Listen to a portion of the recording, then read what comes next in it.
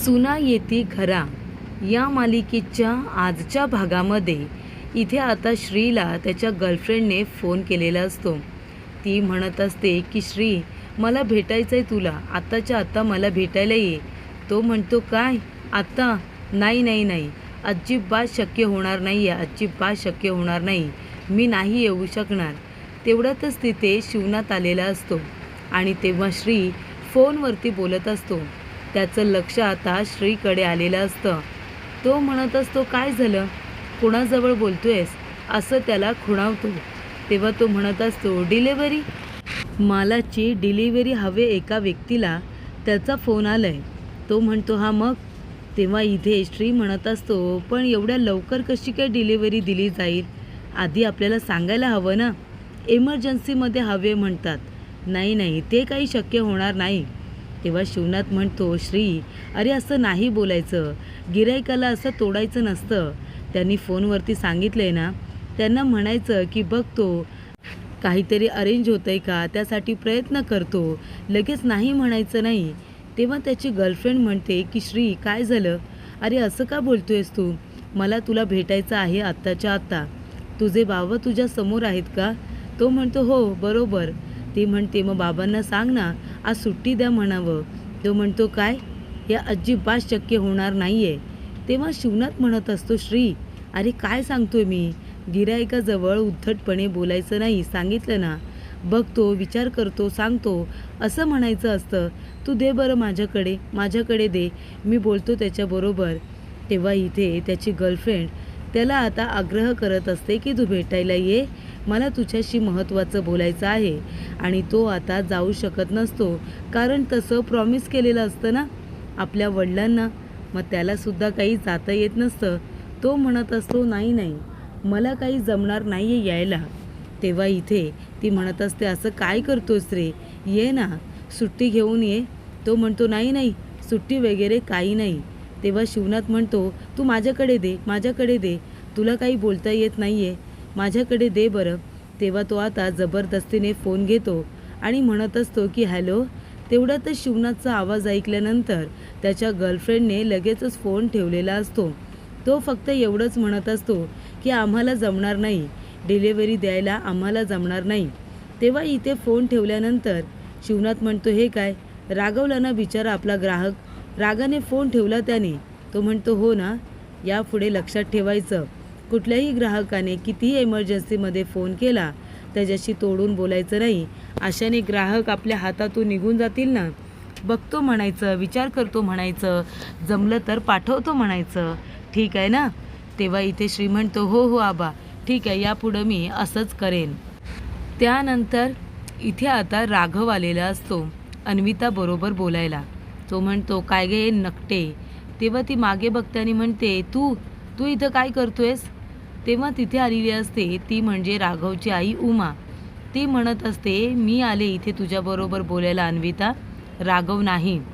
राघवने काल जे काही केलं तुला माहिती आहे, तुला चांगलंच माहिती आहे, ते तुला वाचवायला केलं. राघवने जर विचार केला असता तर त्याने सगळं काही कालच सांगून टाकलं असतं, पण त्याने ते नाही केलं आणि त्या विषयावरतीच मी बोलायला इथे आले.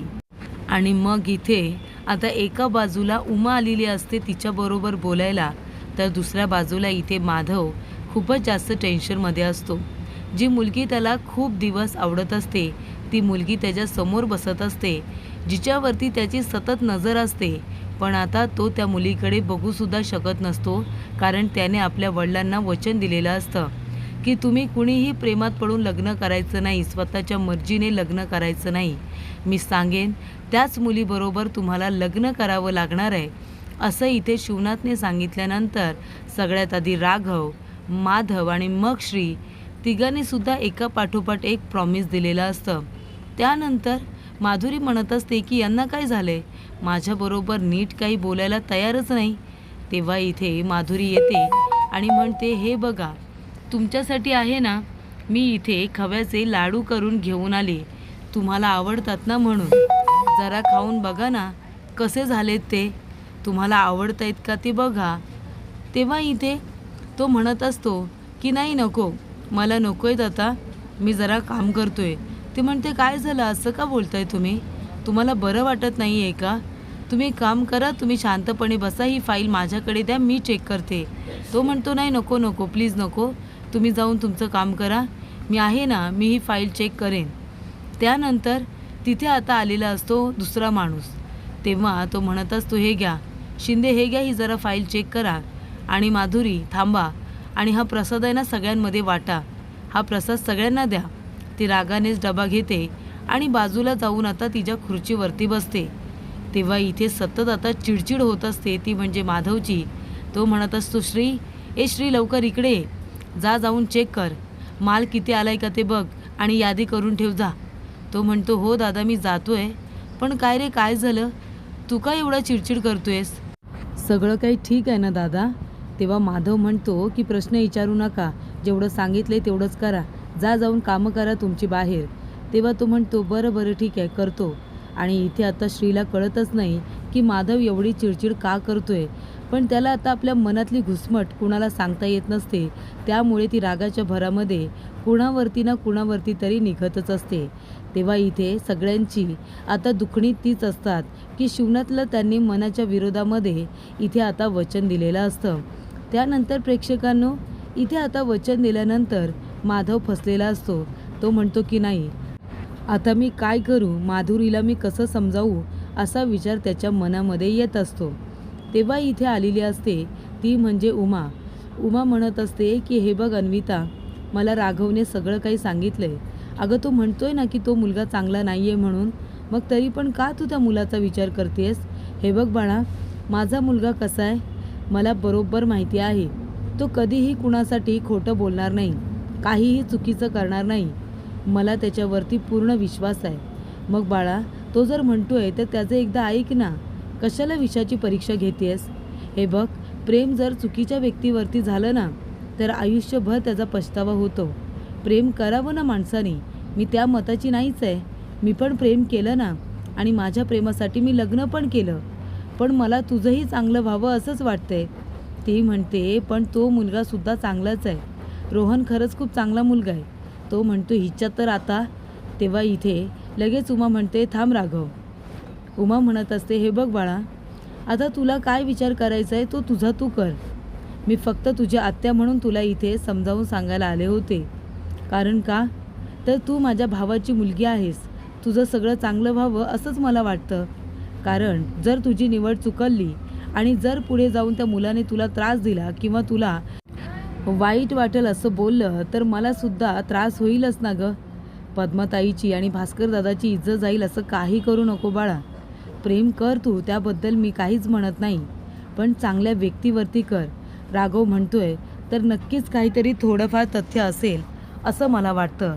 बाकी हा तुझा निर्णय आहे, तुला जे योग्य वाटेल ते तू कर. आणि असं म्हणून उमा आणि राघव तिथे जातात. तेव्हा तिथे रुद्र आलेला असतो. रुद्र त्यांना बोलताना बघतो आणि तो म्हणतो काय गे, ते दोघे जण का आले होते इथे तुझ्याजवळ बोलायला? काय एवढं बोलत काय होते ते? तेव्हा ती म्हणते अरे काही नाही रुद्र, काल जे काही घडलं ना त्यासाठी दोघे जण माझी माफी मागत होते, बाकी काही नाही. तो म्हणतो हो का? ती म्हणते हो, पण लगेच जाऊन आत्तीला सांगू नकोस, कळलं ना? थोडं गोष्टी मनात सुद्धा ठेव. तो म्हणतो तू गप्प बस, आता घरी जाऊन आत्तीला काय सांगायचं आणि काय नाही त्याचा विचार मी करणार, तुझा घरला जा चल, असं तो आता म्हणत असतो.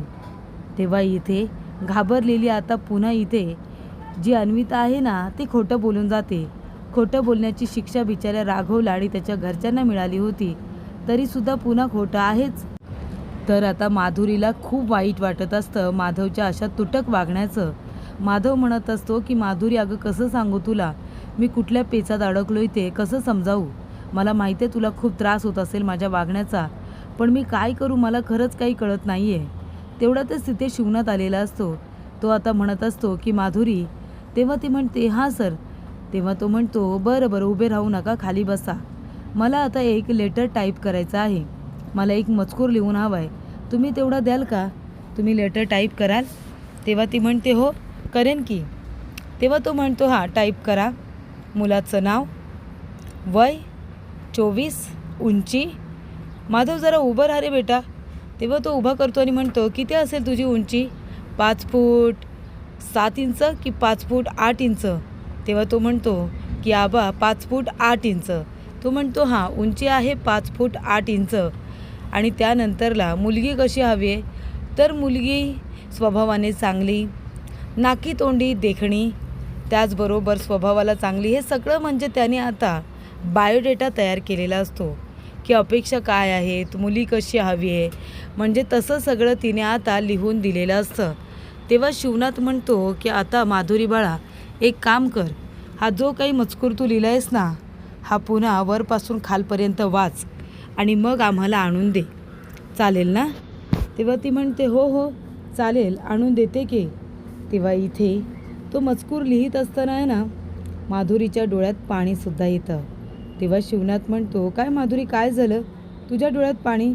ती म्हणते नाही सर, सर्दी झाली आहे ना, म्हणून असं डोळ्यातून पाणी वगैरे येतं आहे, डोकं दुखतं आहे ना म्हणून, बाकी काही नाही.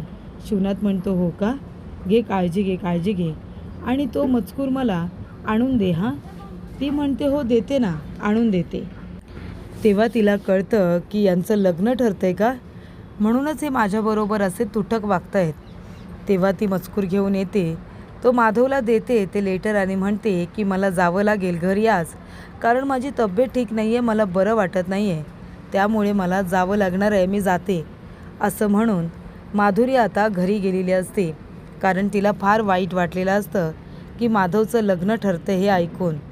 त्यानंतर इथे आता रुद्रने पुन्हा आग लावलेली असते. त्याने येऊन सगळं काही सांगितलेलं असतं पद्माला.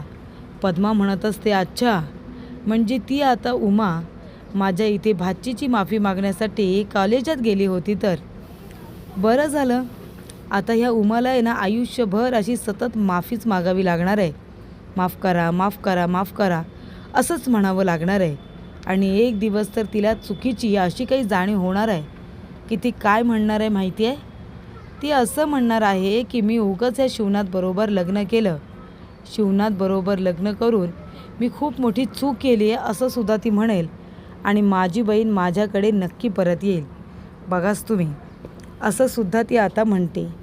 त्याचबरोबर इथे आता जे काही घडलेलं असतं ते आता माधव आणि श्री दोघांनाही आठवत असतं. म्हणजे इथे श्रीला आपल्या गर्लफ्रेंडची आठवण येत असते, माधवला आपल्या माधुरीची आठवण येत असते. दोघेही आता तिचा येणारा फोन कट करत असतात आणि दोघेही आता विचारांमध्ये असतात. तो मेसेज करतो की कॉल करू नका, आता सगळं नातं संपलं. म्हणजे दोघेही आता आठवण जरी येत असली तरी बोलायला काही तयार नसतात. वाईट वाटत असतं त्यांना. एका बाजूला आबांना दिलेलं प्रॉमिस आणि एका बाजूला प्रेम, अशी दोघांची आता मधल्यामध्ये कसरत सुरू असते. दोघेही टेन्शनमध्ये असतात. एकमेकांना जरी काही बोलत नसले तरीसुद्धा टेन्शनमध्ये तर मात्र असतातच ते. आणि तेव्हा इथे आता राग आलेला असतो, तो म्हणजे श्रीला राघवचा. राघव येतो आणि म्हणतो काय रे भावांनो, काही झालं तरी काय, असे का तोंड पाडून बसलात, डोक्याला हात लावून बसलात.